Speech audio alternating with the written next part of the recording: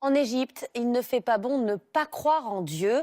Les athées sont déjà persécutés quotidiennement et le Parlement égyptien devrait adopter un projet de loi visant à criminaliser l'absence de religion. Les athées pourraient être condamnés à des amendes et même à des peines de prison. Le reportage de Franck Genozo et Giona Messina. En Égypte, pourra-t-on bientôt aller en prison parce qu'on ne croit pas en Dieu? Dans le huis clos du Parlement au Caire, c'est une possibilité à laquelle travaillent les députés. Aucun parlementaire n'a accepté de nous parler de ce projet controversé, mais dans les rues de la ville, il est généralement bien accueilli. Les athées ne reconnaissent pas Dieu, ce sont des impies, ils doivent être chassés du pays, il faut faire cette loi. Les athées ne croient en rien, juifs ou chrétiens ça va encore, mais ne pas avoir de religion franchement. L'Égypte est un pays à 90% musulman. L'islam y est la religion d'État depuis 38 ans. Le christianisme et le judaïsme mentionnés dans la Constitution sont eux aussi reconnus officiellement, mais la tolérance s'arrête là. En Égypte, il est obligatoire de déclarer sa religion aux autorités qui la feront ensuite apparaître sur la carte d'identité de chaque citoyen égyptien. Se déclarer non-croyant n'est pas une possibilité offerte par l'administration et dans les faits, cela peut même déjà vous conduire devant les tribunaux. La Constitution protège théoriquement la liberté de croyance. Mais remettre en cause l'existence de Dieu est considéré comme un blasphème par les autorités et déjà puni à ce titre.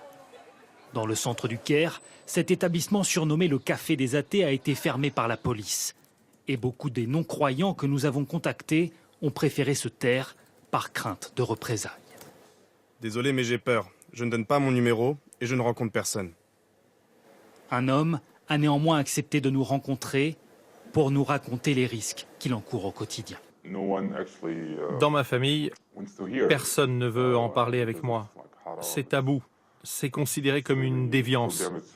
Pour eux, je suis un extrémiste. En dehors de la maison, c'est dangereux. Si vous êtes dans un taxi et que le chauffeur vous parle de religion, vous êtes obligé d'acquiescer. Car si vous dites que vous ne croyez pas en Dieu, il va en faire un scandale. Et il peut très bien s'arrêter, vous dénoncer aux passants, leur dire que vous êtes athée. Et dans ce cas-là, vous êtes mort. C'est tout à fait possible. Pourquoi le pouvoir égyptien veut-il une loi punissant l'athéisme alors que les non-croyants sont déjà persécutés? Selon cet avocat, à l'approche de l'élection présidentielle, le gouvernement veut donner des gages aux conservateurs religieux de son pays. Le pouvoir veut montrer qu'il mène une politique équilibrée. D'un côté, il combat les extrémistes religieux, les djihadistes, et de l'autre, il combat les athées et montre qu'il reste attaché au respect des valeurs islamiques. Les athées sont désormais considérés comme des extrémistes. Dans l'Égypte du maréchal Sissi, la liberté de croire ou de ne pas croire semble de plus en plus réduite.